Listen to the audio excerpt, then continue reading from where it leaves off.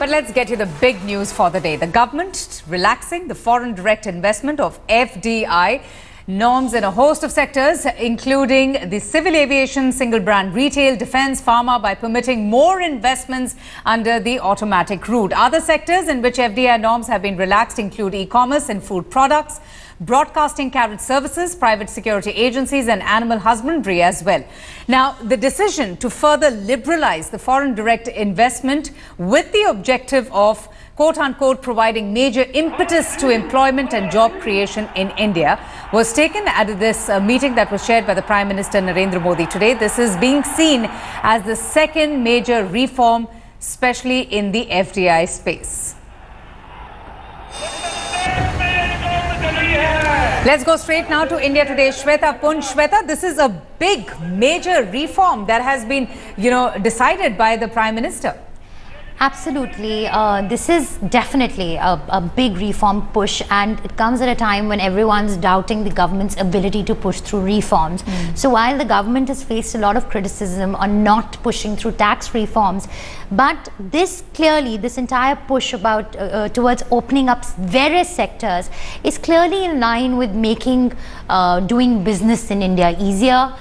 A push towards the Make in India campaign, because if you're making it companies to come and invest in India, they're going to come here, make in India, create more jobs. So it's serving a lot of trying to fulfill. It's an attempt to fulfill several objectives that this government had laid out. And Shweta, I was just, I had some facts that the kind of FDI inflows that we have seen just rising rapidly, it's gone up from $24 billion in 2012 to $44.2 billion in 2015, and that's about a 7-year high, if I'm not mistaken. Now, this decision that has been taken would only go on, to boost the economy further. Absolutely. So, even in defense, India opened up FDI to 49%, but we haven't seen much traction in that space. So clearly there are fundamental issues somewhere, which is why India has not been able to attract the kind of investment. So I was speaking to a few people, and the feedback has been that ease of doing business still remains a distant reality, because for every foreign investment proposal that comes into India, it goes to a board for a lot of sectors. Now they've made it automatic, which would mean that a lot of bureaucratic red tape would be cut off. So it's a big signal that's going out to the world that, hey, we are open, so come and invest here. It's also said modern technology or 3 साल का cutting edge technology up to in addition to 3 years of relaxation on local sourcing norms. हाँ नहीं, उसका आप details थोड़ा wait कर लीजिए, because no, you see there are you have to wait for the detailed press release to come in this regard, because there are some finer points which I think are not fully captured in the press release. So please wait for the final announcements. Policy आने के बाद, are you happy with the way that definition has come about, the way they have, the cutting edge technology has been defined by DIPP? No. Now we are the entire phrase. There is a redefinition of the whole thing. That cutting edge and all be. There is no question of being happy or unhappy with this. But it's a conscious policy decision. Quickly. कहना है कि civil aviation policy में 100% aviation sector में FDI की जरूरत क्या थी, जबकि डोमेस्टिक इंडस्ट्री अपने आप अच्छा खासा इन्वेस्टमेंट कर रही है. उनको विदेशों से कम्पीट करना पड़ेगा, उनके लिए मुश्किल होगी. नहीं, कोई देखिए किसी के ऊपर कोई दबाव नहीं कि वो FDI लाए. ये तो कंपलसरी नहीं कि भाई आप मतलब एक डोमेस्टिक एविएशन कंपनी है और उनके ऊपर तो ये कोई मतलब कंपल्सन नहीं है, कोई जबरदस्ती नहीं कि आप FDI लाइए. अगर उनको चाहिए तो FDI वो लाएंगे और वो उनका कैपेबिलिटी भी बढ़ा पाएंगे, और धीरे धीरे मतलब वो जो सिविल एविएशन पॉलिसी आने के बाद वो उनका नेटवर्क बाहर भी, देश के बाहर भी मतलब ये कर सकते हैं, एक्सपेंड कर सकते हैं. Okay, I think that should be up to 100% up beyond 49 with approval route, of course. So please, it's very important. It's an important sector, sir. Yeah. So some words on that also, please. Impact likely. Defense, we have already series of measures have been announced. The proposals have not yet come, so the effort was to see why the proposals are not coming for investment. So therefore some more liberalization has been done. So with this liberalization we would expect again some manufacturing activity in defense products to come in. And again, let me say, the driving force behind the whole thing is that all these investments should facilitate creation of jobs. Thank you. Thank you, sir. Thank you very much. So the creation of jobs, a very important point that was made there, Shweta, isn't it? But China still continues to attract larger FDI inflows than India. Of course, on the domestic front, India is one of the fastest growing Asian economies. But why is that? Though, you know, India is trying its best to close that gap, but do you still feel that there are more challenges that lie ahead of us? Definitely, there are challenges. Opening up of sectors is one big ideological roadblock also, which I think the BJP has crossed.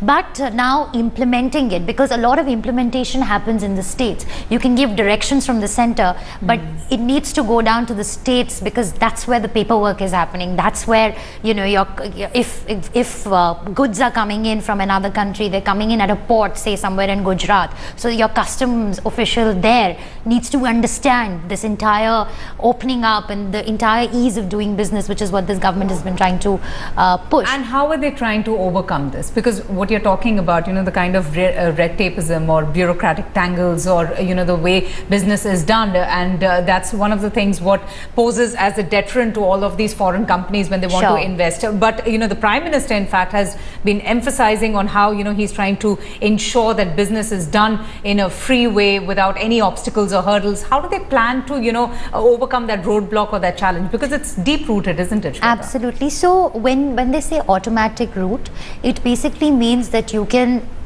maybe, I mean, that's my understanding so far, that it can be done online. You can, there's certain parameters that if you meet them, there's a standardized format. If you are able to meet all those conditions, your investment into the country would be automatically approved. You will not have to go wait outside offices with different forms and getting clearances and approvals one by one. All of this has been consolidated, a single window has been created, and you just have to cross that and clear that, and then and your investment. That's big. That's a big thing. So they've started this. They started with a few sectors, and they've gone ahead and included more sectors, which like I said earlier, it's in line with making ease of doing business, because that's going to be the focus of this government, at least for the next 1 year. This is their big agenda right now. And can you just explain this to us? You know, government opening up defense, pharma, aviation, 100% there. What exactly would this now mean in the coming few months? So when you open up a sector, you are making it easier for Indian companies to raise funds, right? And you're also inviting foreign companies to come and set up base here, which means, for instance, say a company like IKEA, which has been wanting to come in and set up, and they've been caught up in a lot of red tape and a lot of policy uncertainty. It makes it easier for them now to come and set up a base, a manufacturing facility, or whatever, whatever they want to do here in India. However, this is one step. Now, for that you need land. For that you need other things, right? Which is where states come into play. But this is a huge signal going out to the world that India is an open economy. And a point that I wanted to make earlier as well, that BJP has been, you know, associated as a very protectionist party, you know, with its RSS roots and with its Swadeshi economics that protect everything Indian, promote Indian, all of that. Here you're creating a free market economy. You're opening it up for competition. You're getting, but China, for instance, kept its economy closed for a very long time.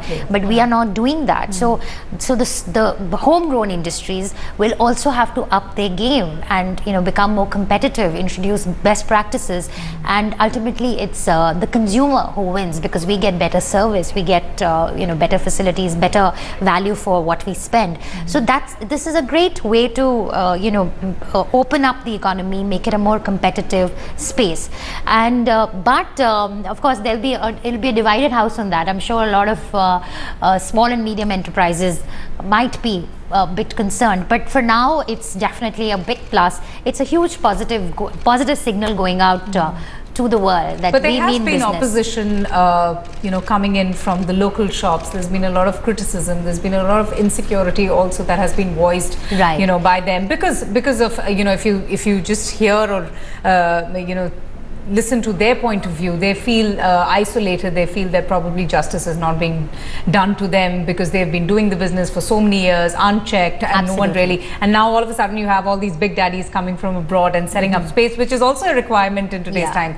How do you think the government plans to tackle that, and especially educate the states also to perhaps even send out that message to these people as well, not to feel threatened? So there's a lot of so multi-brand retail FDI is still not opened up, which is a big lobby. True. So that's one.